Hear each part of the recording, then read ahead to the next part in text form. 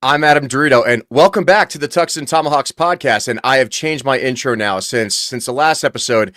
I decided it was a good idea to become the next congressman for Colorado's Congressional District 8.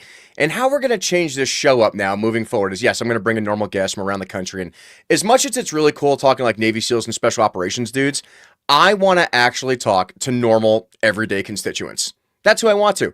I'm bringing on Blake Jones. And for those who don't know him, he's the kid who got beat up at CSU just for believing in God and just for proclaiming the word of Christ. And as a Catholic as well, I'm all for this. I'm all for bringing back the Crusades. And I actually just noticed now how you have my campaign sign in the back of your room. That's awesome. So using the chapstick as well. He's got the chapstick. It's all about the chap because my lips hurt real bad, like Napoleon Dynamite. And this is like, I'm a normal guy. I am not special. I'm an Army officer in the reserve. I work in oil and gas. I'm a substitute teacher in my spare time.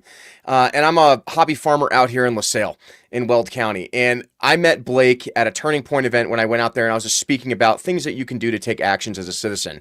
And then after that, I decided it was a good idea to run for Congress. So I wanted to bring Blake in just to have these normal conversations and explain what happened to him and what he's doing to be an American citizen. And one of the examples I always like to give now is there's an ending scene in Saving Private Ryan when Captain Miller gets shot on the bridge and Private Miller walks up to him and he goes, "Earn this." Right. And whether it's illegal immigration or anything else, one thing that I love about all the younger Americans that I see every day now is they're trying to earn it. The affordability crisis is insane. They can't afford to buy houses. They're worried about raising their kids. They're worried about paying for school. And our politicians today aren't doing anything. And Blake's out there at Colorado State University trying to just have conversations with normal people, and he's still getting attacked. So, Blake, thank you so much for coming on the show today. Of course. Thank you for having me. This is awesome. I'm really glad to get this story out and tell people what happened to me. So give everyone a little background. Who are you? Where are you from? Where did you grow up? And then how did you end up getting into fights at CSU? So my name is Blake Jones. I grew up in Arvada in a non-denominational Christian household. I was a non-denominational Christian since I was born to when I was probably like 13, 14. And then I kind of just turned into an atheist. I didn't think God existed. I actually thought the idea of God was silly. And then Charlie Kirk died. Well, one of my friends passed away over the summer, which was really sad this year. So that turned me towards Christ a lot because I took a trip to Rome as well. Mm-hmm. And I got very close with God, touring all these Catholic churches, going to the Vatican. I just felt this presence. I don't know what it was. Now I think it was probably just me getting closer to the Lord. And I had some awakening moment where I realized, oh, this is real. And I became a Catholic ever since then. But I wasn't very into politics. And then Charlie Kirk died. And that was really an awakening to me and told me I needed to get more involved in politics as well as celebrating my faith, which led me to join Turning Point USA at CSU and be more outspoken about all the things I believe in. No, welcome to the faith, brother. I'm also a Catholic. And you know, the funny thing is I had a very similar experience to you growing up. Like I was a cradle Catholic. I went to CCD. I was forced to go all the boring things. I just, almost got distant from God for several years in my youth, probably when I was your age. And like me, I had an awakening moment when I deployed overseas. I had a lot of bad things happen to me, and I came back hard into the faith. I actually read the catechism. I read the Bible with the 7 books that the Protestants try to take out, and that revelation moment you're talking about, that's the Holy Spirit, right? That's the trifecta, the Holy Trinity, right? Hey, you, poking you in the face, and making things really bad for you to make you come back. So welcome to the faith and welcome to being attacked all the time for everything, right? And it's one of those things that you read about and it's like, Jesus did not come in peace, right? Like he came here to spread the gospel and he flipped tables and he even said to all of us, you will be attacked. You will be killed. It'll be brother on, father and mother on daughter, son versus, son. Like it's just how it is. Right. And you're seeing that in real time. You are seeing yourself being attacked just for your faith and trying to be a good moral and ethical person. Yeah. So how did you get involved with Turning Point at CSU? So Charlie Kirk gets shot. I was actually on a plane in DC when it happened, and it was absolutely horrific. I've been to several events with him. And how did that start changing your mentality, and how did that get you roped into your involvement at Turning Point CSU? Yeah, so I remember exactly what happened what I was doing, when that happened, when Charlie got shot. I was in this room I'm in right now, And he was coming to CSU, and I think a week after he was shot, it might have been less. He was supposed to come to my school, and I actually didn't really know what Turning Point was. I knew who he was, but I didn't know he founded Turning Point. I just didn't even know it existed. I was planning on asking him about abortion, though, when he came to CSU. I was really excited for that. And I opened up Instagram on my phone, and the first video I see is just a video of him getting shot in the neck without any warning. Didn't search for it. It was just on my For You page, which was really awful. You know, it's not something I ever wanted to see, and not something I ever want to see again. It's terrible that is even online. But I immediately realized, like last year, there was an assassination attempt on Donald Trump. I think that people celebrated it, and I'm like, okay, those people are happy with the sitting president of the United States dying. They're bad people, but it doesn't involve me. Charlie Kirk got shot for just talking, and him and me share a lot of views. It kind of made me realize, like, these people would be okay and they would celebrate if I got shot. Like, they want me dead. They want everyone who holds my views dead. And I can't like let this happen. I need to join in the fight and fight for what I believe in, and like fight these evil people. Because I tell people all the time, if a Democrat or a liberal, anyone died, I would never celebrate it. I think it's poisonous, poisonous to you, poisonous to your thoughts, to your mental health, to your morals. Just wishing for anyone to die is just horrible. It's not good for any human. No, it's un-American, right? And as Americans, we have to lift other Americans up. And I think one of the biggest things that people don't understand is how an amazing of a country we live in. You know, I've spent plenty of time overseas in third world countries where I salute my toilet every time I come home, and thank God that it flushes and I'm not in a dirt hole in the middle of nowhere with no insulation, where there's like wild animals and terrorist groups around everywhere, right? And it's almost like Americans like to create problems because they have nothing else better to do because everything's so good. You know, hey, I can go plug my cell phone in and charge my phone at night and not have to worry about the electricity grid getting shut off. I can worry about actually drinking clean water from my faucet and not having like some intestinal bug destroy my entire gut genome, right? And it's just, Americans forget that we are all in this together.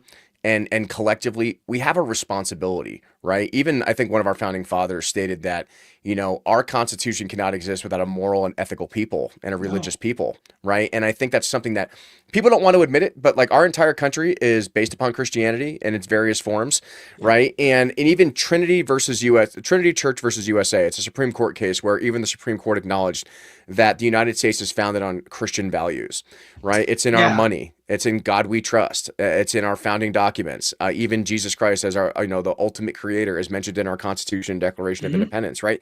And even though we have the First Amendment, we have freedom of speech, freedom of religion, which I think is great. You don't get that in many other countries. I promise you that doesn't exist, right?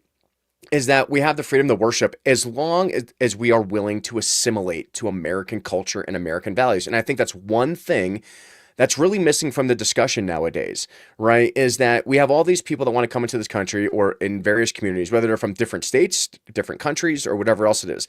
And they don't want to assimilate in order to make ourselves have a better society in general. They want to constantly combat each other. It's okay to disagree. I disagree with people all the time. But as long as we can sit down and have a beer, so to speak, at the end of the day and not be violent towards each other or try to destroy each other's lives, that's all we're trying to ask for in this society. Exactly. Whenever I talk about immigration with people, I always say, I don't have a problem with immigration. I have a problem with illegal immigration and immigrants who come here, even legally, but with no plan to assimilate into our culture. They leave their place for hating their country, not liking their country. They come to America, and then they bring all of the culture from the place they just left to America with zero plans of learning our language, culture, stereotype, like anything we do in America. They're going to bring their own culture. Yeah. And then I'll tell this to people and they'll go, well, Americans don't have culture. What is American culture? And I'm like, it's just one of the stupidest arguments I've ever heard.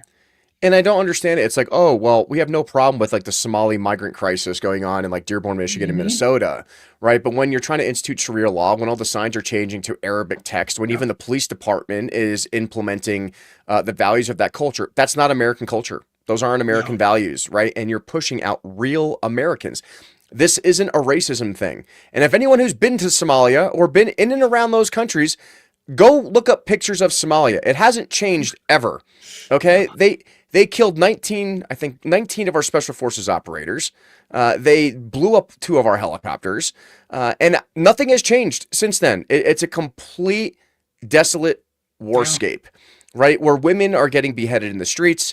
Children are literally starving, and they want to come here and they want to take away our tax dollars by gaming the system to try to get benefits, right? Hey, it's one thing if you Yeah. want to be Somali and you want to come here, raise your right hand, become a citizen, assimilate to our culture, practice your religion in private, just like we do as Catholics, right? I'm not out there making everyone say the Nicene Creed in the middle of the street, right? Mhm. But I'm not attacking other people for their religious beliefs, right? No. But when you're seeing Americans getting shouted down and getting attacked in public because they disagree with you because they're not from here, it makes you think about, are we doing the right thing? Do we have lawmakers that are enforcing these policies, right? And it's something that needs to change. Yeah. I mean, I think a big part of it is, as you said, we're founded on Christian values. Anyone I tell that to, they always say, "Oh, we're not a Christian nation. You know, we don't No, have any laws directly related to Christianity." And I say, like, you're right. We aren't a Christian nation. But again, founded on Christian values means that we should all be living under the moral principles of Christianity, because that's how you, I mean, that's what Jesus, it's what God told us how to live. It's his exactly. instructions on how to live. It makes you live as a good person. All of the things said in the Bible, crazily enough, are still, if not more, relevant today than they were when he originally wrote it. Like today, you look at any of these verses, they're so accurate to what's going on in today's world, with especially with all the hostility and separation. And what's interesting is that it's such a different environment from when I was in college. So I was in college from 2006 to 2010, the first time I went to college. Mhm. And there wasn't really an issue, right? Like everyone just kind of left each other alone. Everyone practiced their own religions, and it was kind of like we don't publicly talk about it. But they had Bible clubs, and they had like Jewish club and Islam club or whatever you want it is. But like everyone just stayed in their circles of influence, and everyone left each other alone. And now it's, instead of having the conversations and debating each other, like there's just violent attacks, and like I just find it so atrocious that I'm seeing the similar types of attacks and rhetoric that I saw when I was in the Middle East, and it's Americans on Americans. It like blows my mind, right? Yeah, I was thinking about this a lot. As you said earlier, look at Somalia. It doesn't look very good right now. I It's not a find good most of time. these It's never been a people, good time. It's yeah, never been a fun never, party. I'm not no, getting invited to a Somalian party no, here, there, or anywhere. no. So most of these people I find that talk about how terrible America is and how we need people from everywhere else coming here. I'll say, "Oh, have you ever been to any of those countries? Have you ever left America?" No, no, they've never left the country, and they're complaining so much. And I'm like, I've been to Mexico a few times, not the greatest parts of Mexico, and I can tell you, I would rather live probably anywhere in America than some of the spots of Mexico I've been to. It is not good. Like, and that's just Mexico. Think of all these other places like Somalia, as you said, it's only Mhm. worse. And you're saying that you want to bring all of that culture here? Go there for like a week. I promise you, your mind will change. They won't survive a week there. No. One of my favorite things that I saw was the people that were the Free Palestine liberal groups, Yeah. and then they flew to Egypt, and then they tried to walk towards like the gate that bridged between Gaza and Egypt, and those people weren't having it. Those women weren't wearing head covers Oh, outside of the tourist area. They were getting their hair pulled and beaten in the streets, and they're like, "You can't do this. I'm an American citizen." I'm like, "Not in this country. The rules do not apply to you, ma'am. You are goodness. not protected by the police. They do have Islamic law. They do have Islamic beliefs there." And like I said, even when I was in those countries, even though I'm a Catholic, and if they found that out, they'd probably cut my head off, I still had to respect their cultural procedures, right? I Mhm. had to Of wear course. clothing that covered me. When we brought women soldiers out with us and intelligence assets, we had to make sure that they were covered and they were respecting the culture so they don't make yourself a target, right? And that's just in the military or on a tourist thing. Like, you don't walk around Russia in a thong. Like, it's not going to work out well for No. you. Now, I don't recommend any American citizen go to Russia right now. You're going to jail because they're just going to think you're some kind of intelligence asset, right? But Yeah. it's people that obviously not only have not traveled outside the country, but have probably barely left a 50 to 100-mile circle around their Raven hometown, right? Exactly. It's worse because when these people commit crimes because they're bringing their home culture here, we should be cracking down on it and like showing off how awful this is and making sure to give it great media attention. We do the complete opposite. There was a guy recently who sexually assaulted like a 7-year-old girl from Somalia. And instead of outlining how horrible this behavior was, they have an article trying to defend him. The court does, they wrote. And one of the excuses they gave is that he hasn't fully assimilated to American culture yet. Yeah, This no. is the culture you want them bringing here? Sexually assaulting 7-year-olds, and you're just, oh, well, it's Somalian culture. It's fine. No, Yeah. that's like ridiculous. What are we doing? It's one thing we always talk about in the military. If you import the third world, you will get the You third will world. become I the third world. promise Yes. you, it's not Yep. going to change, right? And here's the thing, like that's why I'm an America First candidate, right? Is that we have so many issues that need to be taken care of in this country, not only in my local community and in my district, but in this country. And I'm all Hmm. for Israel having the right to exist. I'm all for the Yeah. Palestinian people fighting for their right to have their own country, you know. But this is a common thing that people don't want to talk about unless you have the ability to achieve this through diplomatic, financial, or military means, you don't have a right to keep it, right? People don't want to talk about it. Like, oh, it's not fair that they invaded my country or that XYZ is happening. I'm like, are you going to fight for it? You know, in America, you know why Mexico doesn't invade us anymore? Because we have way cooler bombs and Yeah. military airplanes than they have. It's something people don't want to talk about. We have great No. diplomatic power. We have extreme financial power. We have great military assets that can ensure the safety and security of our national security objectives, right? So, unless you're willing to die, right, literally, for what you believe in order to secure those things, you don't necessarily have a right to keep it if someone else attacks you, right? We're seeing this go on in Ukraine. We're seeing this go on in Israel. We're seeing this go on in you go to Morocco or any of these Western African countries, West African countries that are going on right now in the Horn, like it's not fair. Like what's going on in South Mhm. Africa, right? It's hey man, Yeah. humans have been at war for like thousands of years, and you're acting surprised that oh my god, humans are still at war. Why can't we all just get along and live in peace? I'm like, well, there's a great Simpsons episode where it's like an old one where like, can you imagine a world without lawyers and it's like everybody dancing and saying like give peace a chance and like the world is free? I'm like, yeah, this is the problem, right? Is that humans will always fight for resources and what they believe in. And if you have the ability to keep it diplomatically, financially, or militarily, then you're going to be able to keep it. And if you don't, and another country invades you, or another people come and takes all your money, or dissolves your constitution, don't be surprised that you're losing it. And this is one thing I Yeah. think we're seeing now in our country in real time is we may not be losing militarily, so to speak. We may not be losing financially, so to speak, here in the US. But one thing we're seeing a lot of illegal immigrants do is dissolve our constitution very slowly by infiltrating government offices. We are now seeing that these people are slowly overtaking city council positions, mayor positions, and no one's paying attention to this. And this is one of the things I try to encourage so many young people to be involved in is become a precinct committee person, become a district captain, get involved in your local electoral process. You can't complain that you're losing your culture if you're allowing your culture to dissolve in front of you and not doing anything about it. Yeah, we have people like Ilhan Omar, who, I mean, she married her own brother, and we're letting her have a Congress seat. I'm sorry, I think it's And Congress. they And let it happen though, right? The people we of let her, Minnesota yes, for sure. allowed Yeah, it. So the I only don't people you have to understand. blame is the people of Minnesota. I don't even understand how it was legal for her to be here, marrying her own brother to get to America. That whole thing to me, it still blows my mind. I mean, she's admitted that it's true and then shamed Donald Trump for mentioning it, which is like, we can't mention the fact that you married your own brother. It's pretty weird that you're Hey, serving in the facts hurt government and did people's that. feelings, Blake. We're not allowed to do that, Oh my right? God. And that's what just what blows my mind is that American citizens are they act all surprised when we have this influx of crime, when we have an influx of the cost of living, when their taxes are going up to order to pay for all these things because you guys keep like for example in Colorado, they get rid of Tabor by keep tacking on fees to try to fill the coffers of Denver's central bank here, so to speak, because they can't generate enough money because well they're legislating oil and gas out of existence by mandating everyone wants to convert to everything fully electric by 2030 by the Public Utilities Commission. And these are people that have like no energy experience or work in the energy industry like myself. And it's like for anyone who lives in the mountains, they know how costly electric heating boards are. And taking away natural gas when we have thousands of years of supply out here is pure insanity. But we're allowing these people to take those positions. Like, I don't want to run for the Public Utilities Commission. I'm bored. I have to go take care of my kids. Well, don't act surprised when the clowns in town are now forcing public policy down your throat that go against your standard of living. Yeah, well, there's something I love to say. I learned this from Jeff Hunt, if you know who that was or Yep. that is.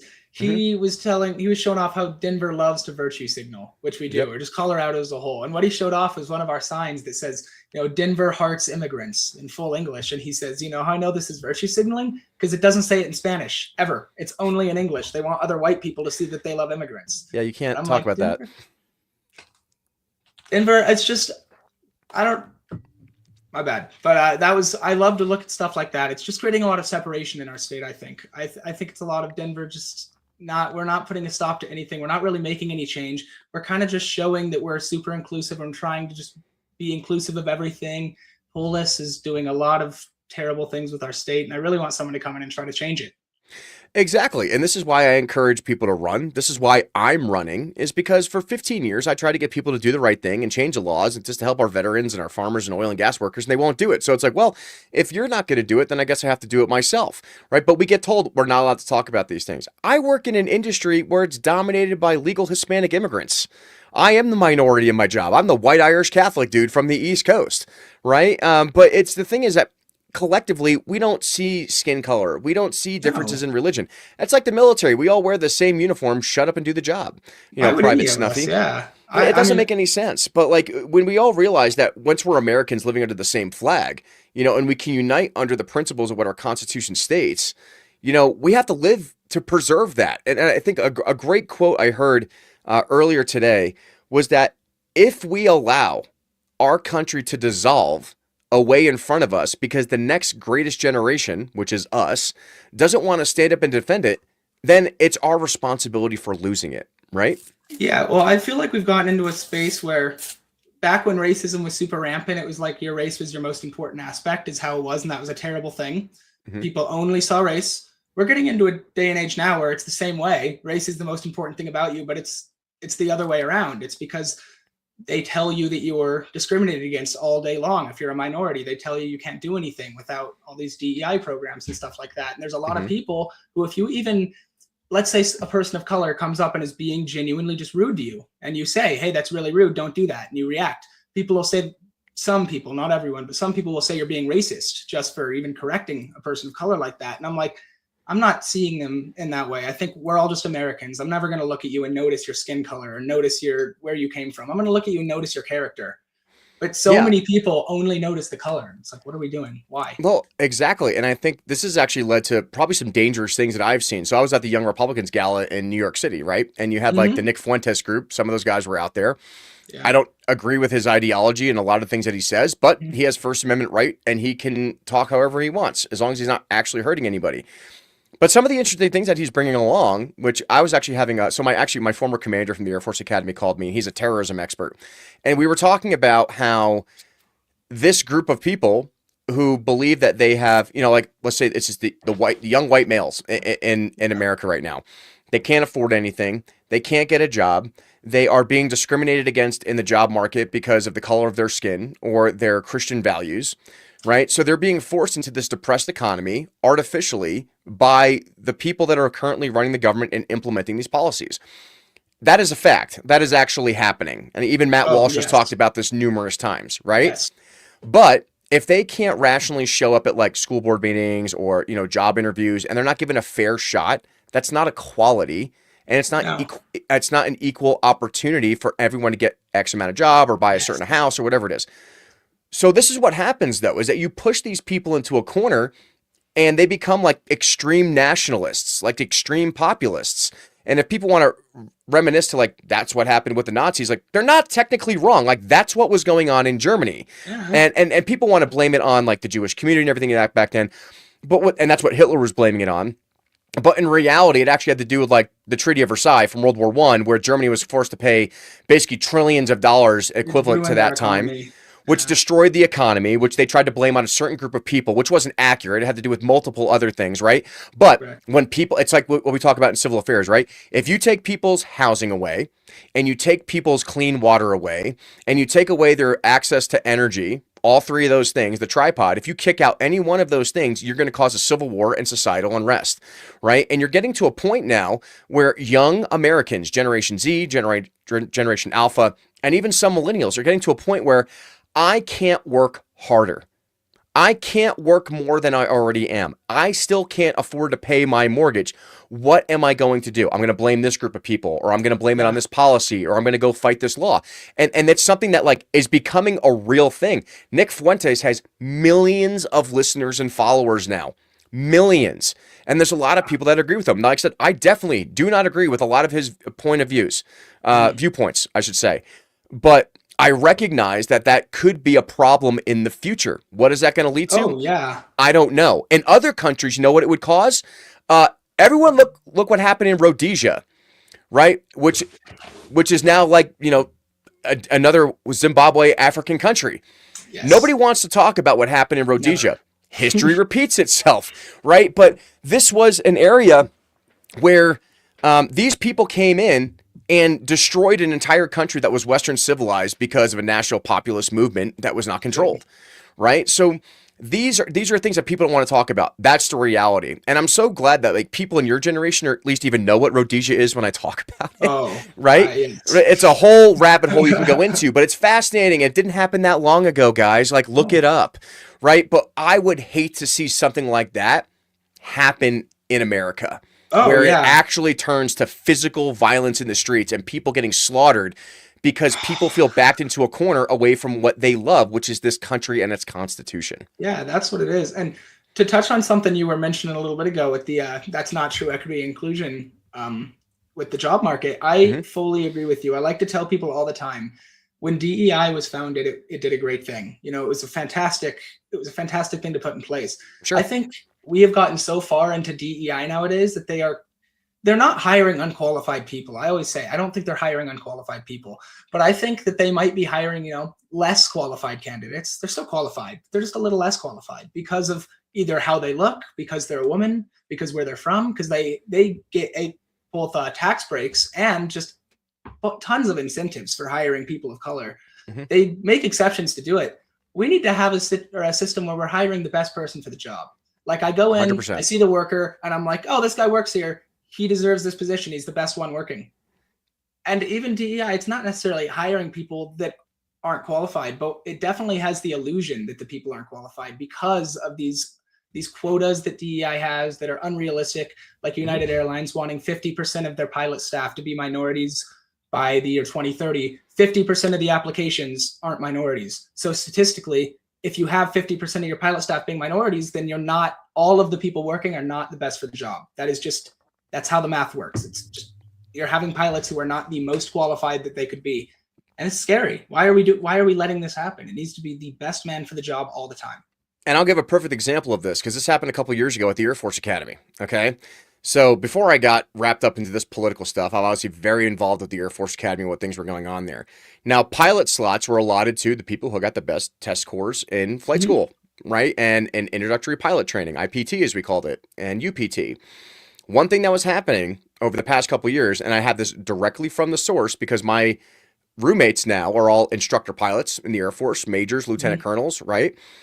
There was something under General Brown who was fired under the Trump administration. He was the chairman, he was the not secretary of the Air Force. He was the chief of staff of the Air Force and ended up being the chairman of the Joint Chiefs of Staff later on. So General Brown is also an Air Force Academy grad, and he came up with a policy known as America's Class. And America's Class was where he wanted an all minority only pilot training class to graduate all at the same time. Okay.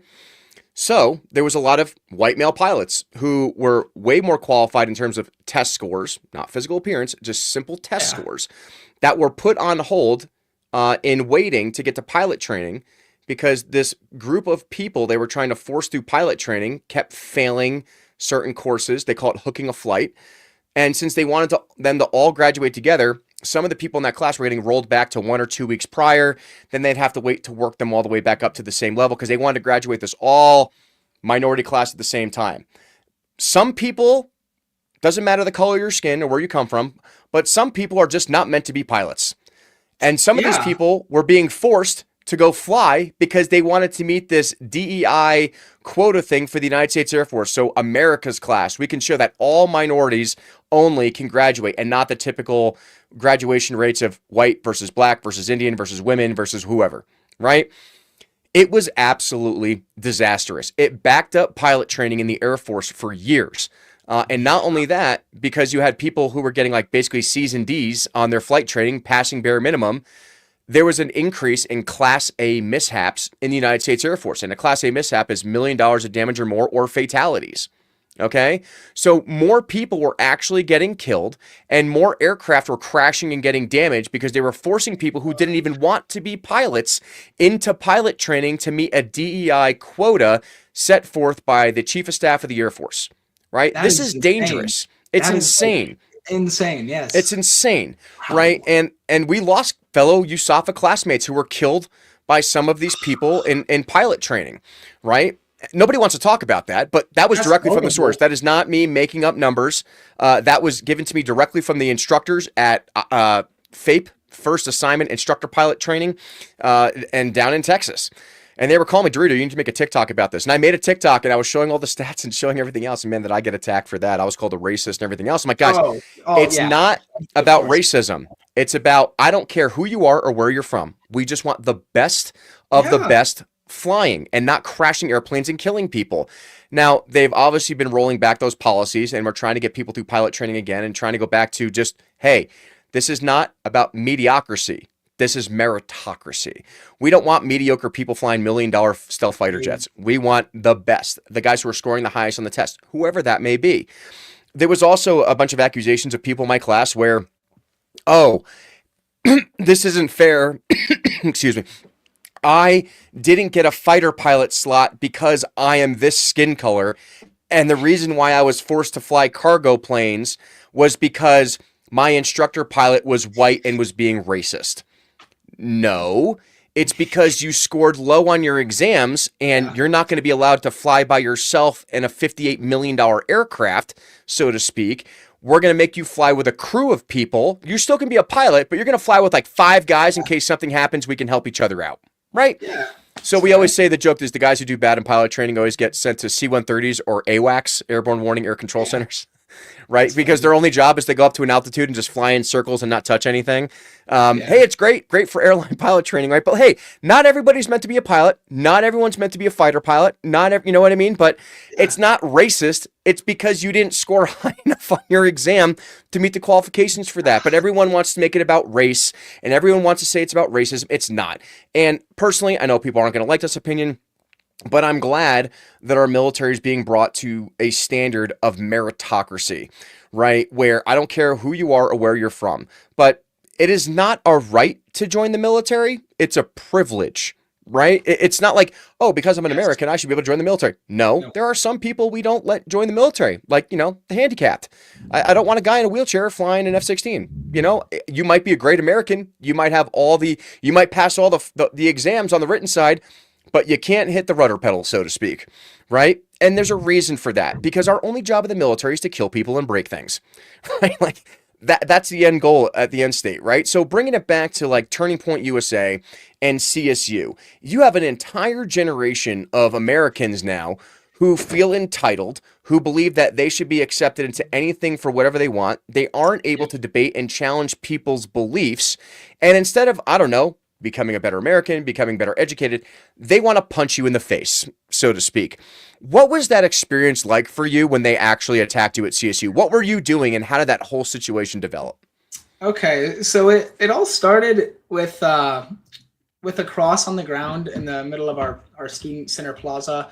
Mhm. So I was going to this protest to talk to people about DE or not DE. I'm sorry, about ICE, about immigration.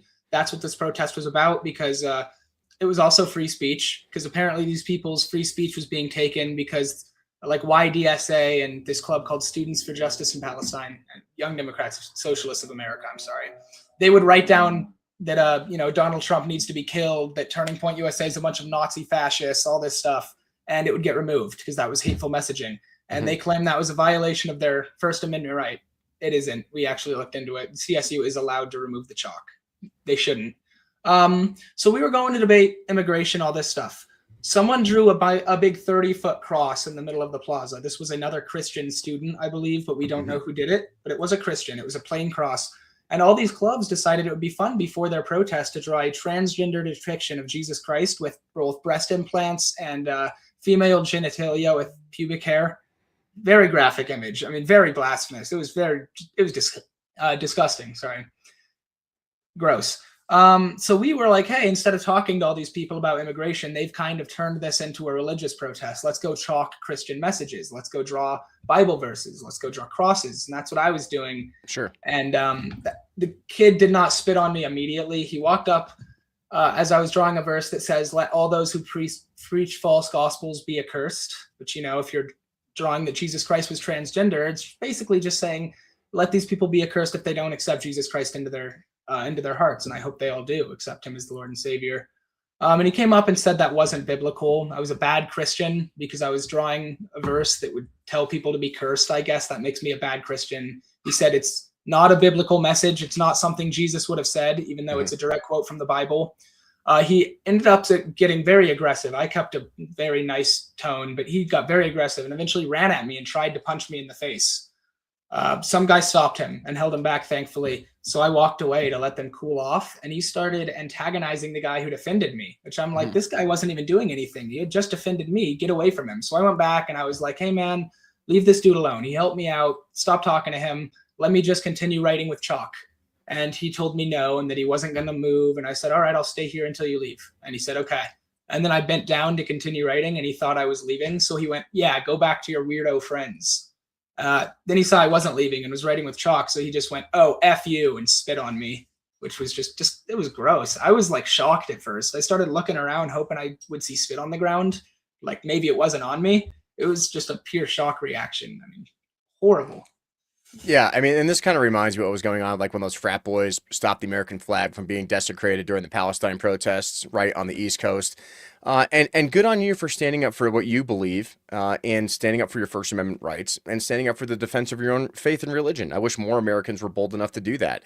But this is something that needs to stop. You know, like we don't need to be attacking Americans. We need to be attacking people who don't want to be Americans and are trying to destroy our country and our Constitution, right? We need to unite around these issues. We can disagree. I have Democrat friends. I have libertarian friends. All of my friends and I'm from the East Coast, so yeah, I definitely have friends who are gay and live on a different spectrum, so to speak. And that's fine. We're not going to agree on social issues, but you know, we can agree on so-called paving the roads, right? We can agree on getting good jobs. We can agree on these things, but you know, what is the feeling in your generation now? Is there a feeling of hopelessness? Like you see all the things that are going on in society now, you see what's going on in Turning Point. Like, what are you expecting now to happen to America, you know, as the years go on? Well, it's interesting. I think there's a feeling of hopelessness on both the Republican and the Democrat side, because the Democrats are hopeful, or they feel this sense of hopelessness because they think that all the Republicans are Nazi fascists trying to take over the world and turn it into like the Fourth Reich. You know, that's what they seem to believe. They call me a Nazi every single day. And believe me, I am not a Nazi. I actually tend to be very moderate. But Republicans, we ourselves feel also hopeless because everybody just keeps calling us Nazis and fascists no matter what we do. And it feels like it's never going to change. Like anything I say to someone, they're going to be like, yeah, but you support a pedophile and you're a Nazi. And that's all they'll say. And they won't listen to anything else. That's just, I support a pedophile. I'm in a cult. I'm a Nazi. That's all they need to know about me. They know everything about me. And therefore, it's okay to dehumanize me and do whatever might follow without feeling bad, is what it tends to feel like. Dehumanization, I think, is the right word. Yeah, and for me, this is when I question people. Are you a resident or are you a citizen? You know, a resident is somebody who uses the bathroom, takes their kids to soccer practice, complains on the internet in their echo chambers, but they're just taking advantage of just living here, working free, and not being attacked like or bombed out every night like they are in some countries. Yeah. But a citizen is someone who has to take actual moral and ethical responsibility to participate in the preservation of the republic that they live in, right? This is why Turning Point USA, in my opinion, is so important for the youth of America right now. You're learning about civic engagement. You're learning to have conversations with people you may not agree with. You know, you have to be able to learn how to reach across the aisle and talk to your neighbors across the street, so to speak. And if you aren't learning how to engage in civic values, and whether it's running for office, taking a position on the school board, any of these things I tell people to do all the time, then you don't have a right to keep your republic if people are going to trample it and destroy it. Yeah, well, what's truly scary is, as I said, the dehumanization aspect. It's how okay these people feel doing these things. I have a professor at CSU who, the day Charlie Kirk died, he claimed that Charlie Kirk would have wanted him and his son to die because his son was gay. And Charlie Kirk had literally been shot that day, so he couldn't defend himself. And he was like, yeah, I'm sure he would have wanted me and my son to die. And I was like, this guy, that was a crazy thing to say. I wanted to leave. And then 2 days later, I'm wearing my Trump hat in his class, which maybe I shouldn't wear a Trump hat on campus, whatever. And I tell him, you know, thank you for the class. I have to leave early. I just thought I'd let you know. And he looks me in the eyes and goes, you suck. And then turns and starts talking to another student. And I'm like, can you tell me that I suck for my hat? Is that like allowed? I think that you're not allowed to do that as a teacher. He isn't. And I complained to CSU and they like buried this immediately. They did nothing about it. Yeah, of course Of they did. course. But Of it's also, course. this is also what's going on in our public education system now, too, is that we're not holding teachers to a standard. And I think there's been a Mhm. lack of standards in the public education system. When I grew up in New Jersey, we actually probably had one of the best public education systems when I was in high school, right? Where like I got really good test grades and teachers held the standard and you were expected to learn and regurgitate information and actually be able to do math and all these other things. But now we're seeing, and I think it has to do with like low pay, low standards when it comes to the teaching profession. But like it's almost like anyone with a master's degree can just go become a college professor now, or go teach a kindergarten class, or anything like that. We're not actually upholding a standard because I think we should pay our teachers more. I think there needs to be things established Oh, that, sure. I think teachers unions in some aspects can resolve some of those issues. But the problem is that's being infiltrated by people who are more concerned about social ideological policies on a personal standpoint that are degrading the ability to educate our youth. And our teachers and our parents are so important in these aspects to hold that line and hold that standard. If you're being attacked by your own teacher in college for whatever views you may have, you don't have a teacher. You have someone who's contributing to the indoctrination of their own Yes. philosophies, right? We should be able to like, okay, you agree on this policy. This person disagrees on that policy. Now let's have an open debate. Bring your facts, bring your pros, bring your cons, and let's talk about an educated environment. That's how I grew up all through high school, right? Yeah, it should That's the be. way it was. We had debate club, we had learning unlimited. Like these are what the things we did. Now it's if you don't agree with the teacher and their current political standpoint on X, Y, Z, you suck, so to speak, Oh, in your own yeah. words, right? Well, the Like, even worse part about this is he's a current world problems teacher. That's what the class is oh current my world God. problems. Yeah. And I'm like, and this is what you're telling people in current world problems? It was crazy. It blew my Yeah, mind. you can't do that, and we should not allow that, right? I think there Hmm. needs to be more vetting. And just like, it's kind of like the military. Being a teacher is not a right. It's a privilege, and you need to earn that slot. Like when I was a kid, it's kind of funny. I think like half the people wanted to become teachers because they saw it as like this illustrious position. And we grew up on the movie like Dead Poet Society with Robin Williams. You haven't seen that? Highly recommend you go watch it. Great movie.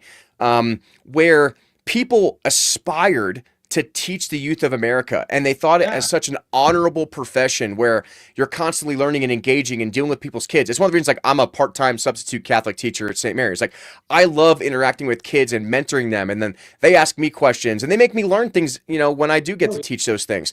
But like if you are forcibly becoming a teacher in order to indoctrinate things on your own personal beliefs without allowing any outside views or perspectives, you're actually harming the next generation of Americans. For sure. I tell people a lot because as part of Turning Point, I love to debate people. We debate people all the time at our tabling events. Mhm. My favorite conversations I have with people are actual respectful Democrats who come up and debate me and we actually have discourse and are able to trade points. I tell people all the time, if you can't put yourself in the shoes of the other person in a debate, if you physically can't see as if you're seeing through their eyes, then it's a lecture. It's not a debate. You need to be able to see the other viewpoint of any debate before you even try to debate with someone. I never will debate with anybody if I can't see their viewpoint or if I haven't practiced, getting the facts on that topic before. I'll say, hey, talk to my friend over here. He knows more about this than I do.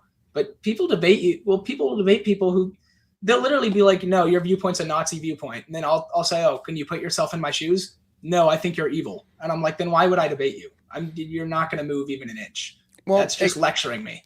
exactly. And this is so important. Like, it's important to have empathy, right? To understand someone else's Yeah. viewpoint. And if you don't, educate yourself on the subject or ask them Mhm. to explain what their perspective is. And then you can use your own personal life experiences to counter that. But one thing that's absolutely destroying this country, and I think you might agree on this, is our ideological consumption of suicidal empathy, right?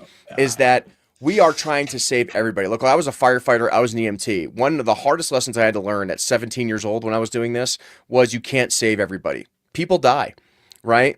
And what we're doing now in the United States, whether it's illegal immigration, whether it's people we debate that we don't agree with, whether it's our neighbor we don't agree with, XYZ, is that we're willing to sacrifice our personal principles and our ethical and moral values to the point where instead of having a conversation about changing those things in a positive way, we are eroding and destroying our own life values and not allowing our own system to exist. And that can be from the Yeah. Constitution to the United States, right? For example, even the Catholic charity groups have a big issue with this. Now, I'll call them out right now. You can't save all the illegal immigrants at the border and give away all the money, food, supplies, and everything else. Because if you do, it's like the the book The Giving Tree by Shel Silverstein. Ah, It's a great example, right? Is this tree yes. gave the kid everything and then eventually killed itself and it still For the wasn't yeah. enough, right? That's how it's looking nowadays in America. You're right. It's terrible. This entire thing is the giving tree, right? Where I am an American, I feel for people. I want to save all the children, so to speak, right? But we can't. And what we have to align is that borders are for a reason. Borders exist. Our Constitution and its principles and everything that it stands for exists for a reason. If we violate the borders of our own Constitution, so to speak, we don't have a country anymore. We don't have constitutional principles that we live by as Americans. And this has to be involved in the debates that you have at CSU and Turning Point. And I think you're doing an amazing thing. I wish more Americans could just have tabling events and actually Oh have yeah. discussions with people. It just doesn't happen today, And right? it's fun. I mean, I learn so much when I debate with people who don't agree with me. I debating with trans people who I have very actually pretty moderate opinions on is some of my favorite conversations I've ever had. I debate with trans people just what they believe trans rights should be. My Mm-hmm. only personal belief, I think they're the same as everyone else, same rights, everything. But don't have surgery or hormones till you're 18. And I'll debate that with transgender people. And most of the 100%. time, they'll literally agree with me. Like they'll be transgender and they'll say, I fully agree with you. That's a great rule. As long as you're not saying we have less rights, that's fine. And then another person who hasn't heard that debate will walk by my table at Turning Point and call me a transphobe. And I'm like, are you kidding me, dude? Like, you I don't know my opinions on this. Come on. exactly. And and your position, which is extremely rational and common sense, is like my Yeah. exact position, even running for Congress, is like, hey, Mhm. I'm a Catholic. I don't agree with that lifestyle whatsoever. But since you're a No. free American and we live in a Do free it. society, you're able to do whatever you want. The Mhm. only line in the sand I have is the age of 18. When That's you're it. the age Yeah. of 18 and above, you can do whatever you want. But in the meantime, we're not going to mess with the kids. We're going to let the kids grow up and learn Exactly. and focus on becoming a good citizen and learning math and science and learning how to write and not using ChatGPT for everything, so to speak, right? If we are focusing on social issues, look, I'm not going to lie. I made plenty of mistakes when I was 18, 19 years old. Your neurons don't even connect in your brain Oh, until you're yeah. 25. I promise you're going to make some bad decisions when you're 12. You're going to make some bad decisions when you're 14. That's what parents are for, right? And we need parents who are willing to enforce the standards, right? Raise your kids to be good American citizens. And when they're 18 and want to make dumb decisions, we should let them make all the mistakes that Yeah. they want. And no one ever wants to talk about the trans suicide rate. Well, they do. They talk about the trans suicide rate and they say, "Oh, well, kids are killing themselves pre-transition because they don't have the ability to transition, so they're killing themselves." No one ever wants to talk about the 45% post-transition suicide rate of the Correct. 45% of people who went through a phase, got told that it was actually the true them and that they need to pursue that, changed their gender permanently, and then killed themselves because they realized that they'd just done a life-changing decision that is now irreversible. No one ever wants to bring that up. My whole stance on transgenderism is not against trans people. It is literally wanting to protect lives and save lives because I know that people are going to transition. They're Mhm. going to regret it when they get older, and they unfortunately are going to take their lives. It's going to happen. And it's horrible to see that happen. It's terrible. We need to give these people the proper health so that they can stay living for as long as they can. That's like their life is a gift from God. All of ours are. We should never ever take our own life. Live on the longest, best life you can have. Yeah, it's like in my generation, you know what the biggest thing that was going on in like the early 2000s that people regret 100% that they wish they could change? What was it? Girls getting tramp stamps on their lower backs. Okay? Yeah. It seemed like a great, cool idea in 2003, and all the girls wanted to do it because all the videos on MTV and everything else looked great. Well, now that we're in our late 30s, early 40s, they regret that decision, right? Oh yeah. And that was when they were like 16, 17, 18, 19 years old, right? You thought it was a great idea then. I promise you, as you get older and you make more mistakes and, you know, the reality of mortgages and bills and having a job set in, right? Also people with like face tattoos, right? Unless you're like Post Malone and you're making millions of dollars a year doing music videos, maybe you might regret that decision when it comes to a job interview when it comes later in your life, right? Yeah. And I know using tattoos is a bad example of comparing it to transgenderism and decisions that young people make, but you're a free American. You can put that tramp stamp on your lower back. You just might have a different ideology when you get older in 20 years, right? But I Yeah. think, like I Well, said, one of the best things that you're doing is you're having these rational conversations when most Americans just want to attack and beat up on each other. And we need more of those impersonal, cross subject area discussions today. Yeah, well, I hear a lot of people on transgender debates who are much more strict on their views on trans people than mine. Again, I'm pretty moderate. I hear people a lot of the time compare it to the modern day lobotomy, and they'll say just for kids, because in the future, I don't know if I'd go that far, but I hope they're right in the sense that in the future, 20 years from now, we'll look back and we'll be like, oh, we were removing the breasts of like 12-year-olds or 14-year-olds or whatever, 16-year-olds. I hope they look back at that and they're like, oh, that was disgusting. That was extremely damaging. We should have never done that. It should be the modern day lobotomy in that sense of looking back eventually and saying like, wow, we are mutilating children and telling them that that was something they need to pursue because that's the true them. It's exactly. It's delusional. You're 100% correct. And now we're seeing the same thing with antidepressants and SSRIs. Oh yeah. When I was growing up, antidepressants, SSRIs, Ritalin, all these things that were thought to be good things for society, we're now learning through medical studies and 20-year-long studies that this has a detrimental effect on the mind and is actually inhibiting us to develop properly and actually is hurting people. Yeah, right? I went through a little depressive phase last year of college. I'll say this, and I got prescribed SSRIs. Mm-hmm. Never took a single one. I know how damaging they are. I went outside for like 3 hours a day. I was talking with my friends and telling them what was happening, and I was just trying to get into a better headspace just without the medication. I just did normal things that I would do to make me happy before this little depressive episode, I guess. And getting sunlight.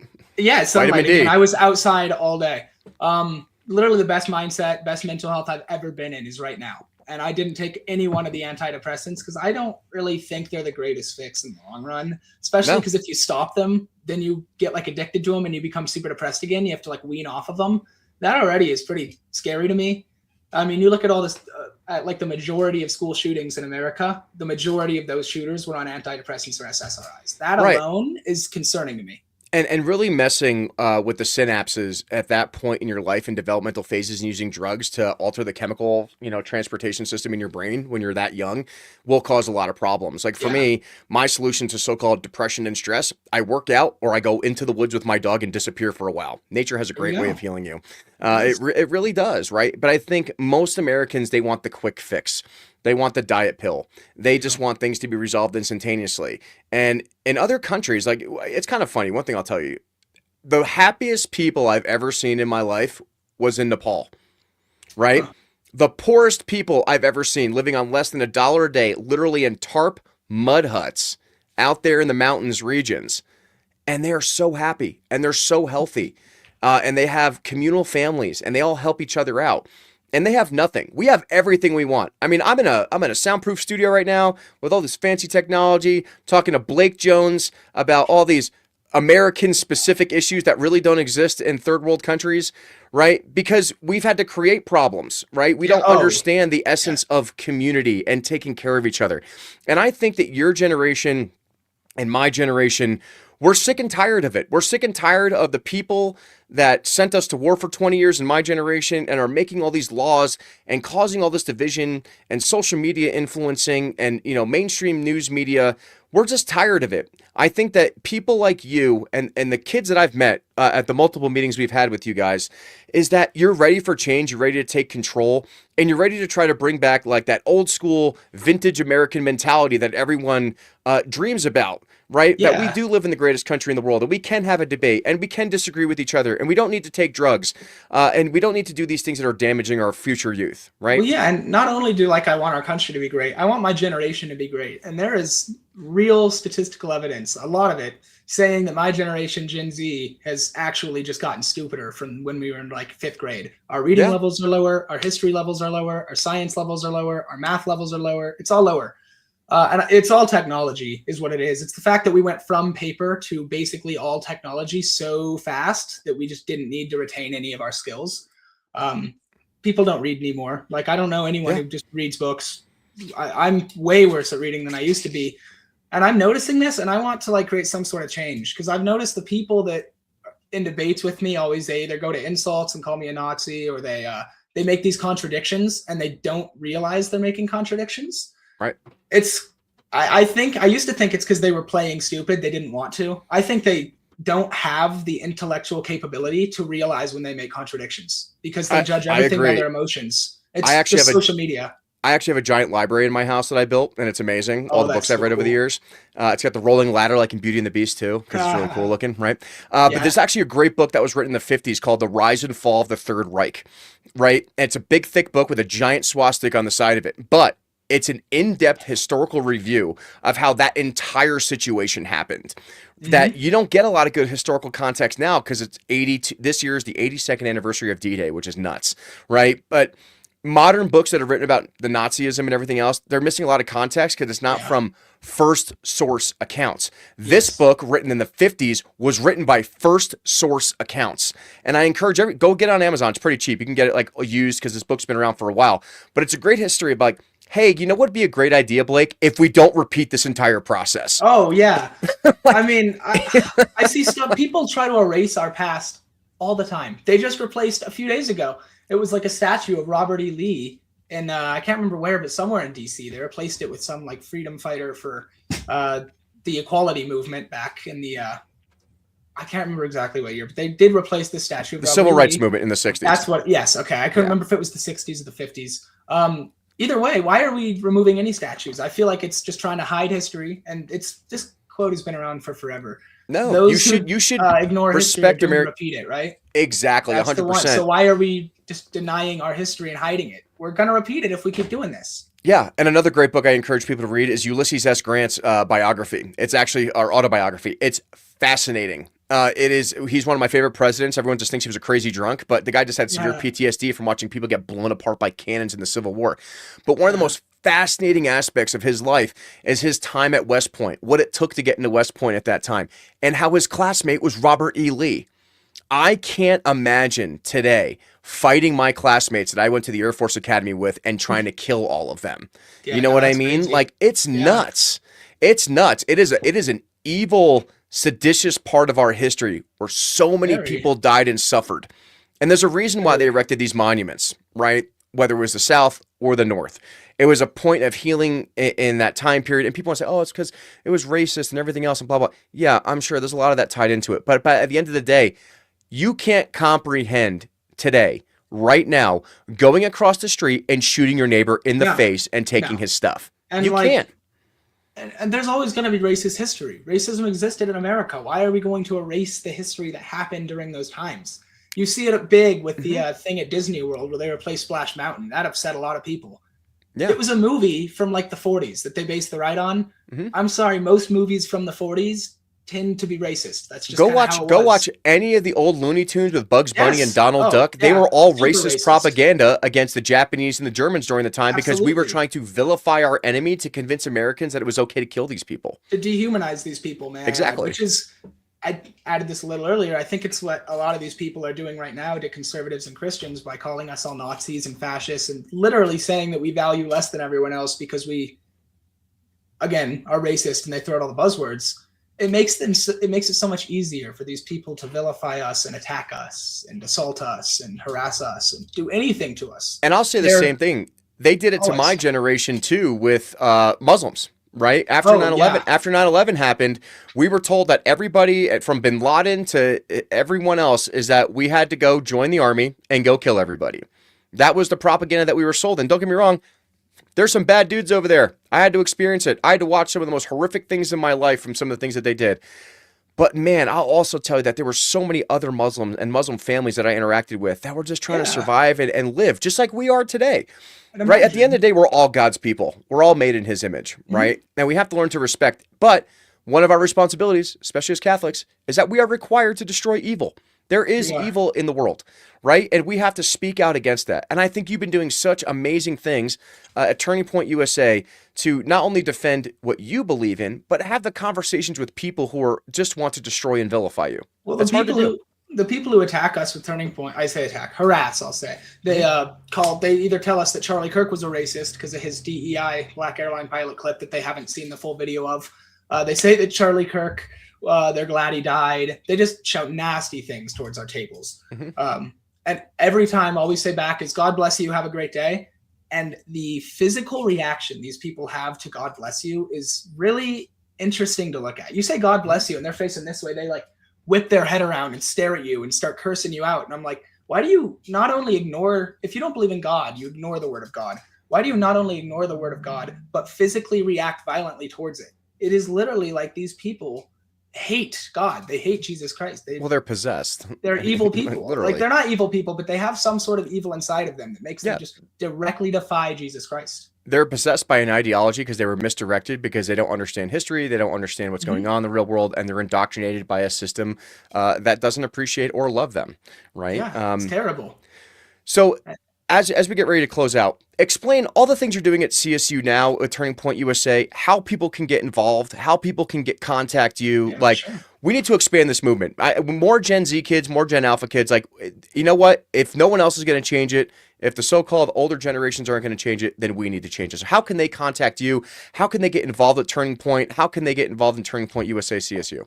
Absolutely. Do you mind if I give my Instagram on here? No, please do. I'll put that on there so people are able to contact me there if they want to. My handle is just Blake Jones, as my name is, no space, 21306. Feel free to text me there. I want more people to join Turning Point.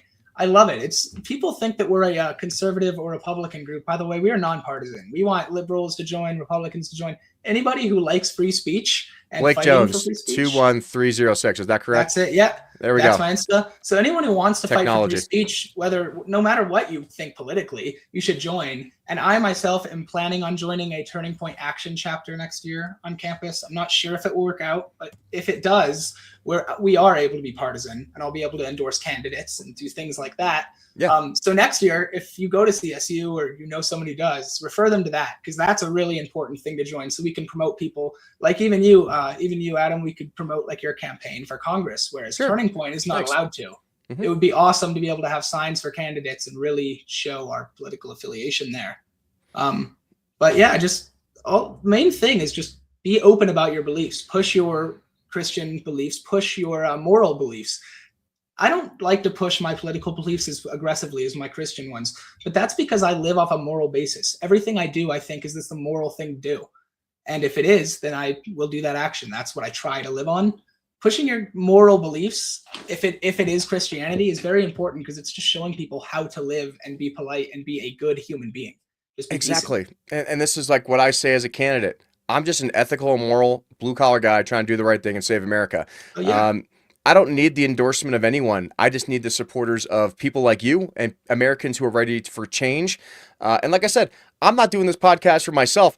And never have I. I've always just interviewed people. But the entire objective of this is to actually just talk to real Americans, real people trying to make a difference in the world. And I want to thank you for your bravery and everything that you've done outside of politics. I think you're an amazing young man. I think you have such a bright young future ahead of you. And I think you are part of the generation that's going to help fix America and mend together our brokenness that we've seen just over the past 10, 20 years. Well, I appreciate that. That's my whole goal. That's what I want to do in my future, is help get people together, get people to talk instead of use violence and anger and insults again. Just let us have some discourse, you know? Yeah. All of my friends are liberals. We get along super well. We hang out all the time. Yeah, I'm from New Jersey. Half my family's Democrats. Like, it's fine. It's fine. They think I'm crazy running for office, and I think I am too, but that's what it is. But hey, everyone, connect with Blake Jones. It's at Blake Jones 21306. It's scrolling across the bottom of the screen for you guys on audio only. We will definitely catch you guys next time on the Tucks and Tomahawks podcast. And once again, Blake, hang out here for a second as we end the show. But thank you so much for coming on the show today. It is an honor and a privilege to know you. Same. Thank you for having me.